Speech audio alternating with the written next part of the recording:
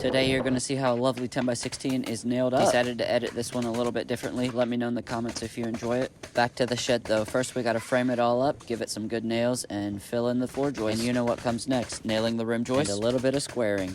A lot of squaring. A lot of squaring and sometimes swearing. Next you gotta toenail it, give it some good nails, and then toenail more. Now let me just say, y'all were brutal in the comments of the insulation video. Crazy how much diversity is out there. And I did kind of make a mistake when I said vapor barrier. It was actually Tyvek that we put on the bottom, not vapor barrier. But either way, according to y'all, I did it wrong. According to my boss, I did it right. Enough of my little rant though. Back to the shed. If you ever purchase a shed, I would definitely recommend putting windows in. To build a wall, you basically put your studs in, nail the top and the bottom plate. Then you just want to hit it with a little jig. Whoop, whoop, whoop. Next, you give it more nails, obviously. Next is siding, and then squaring the wall up with the siding, getting your router out, routing out your windows and your doors. I've debated getting a cordless router. Let me know in the comments if you've had success with those. Next, you lift your wall, bump it a bit, and then give it some more nails, obviously. Fun fact about shed building, I use about 4,500 nails per day. At the end of the week, that comes out to 23,000 nails per week. That's crazy. Let's just say my forearms are pretty big from using a nail gun. Lifting walls is probably the funnest part because you can actually see some progress happening.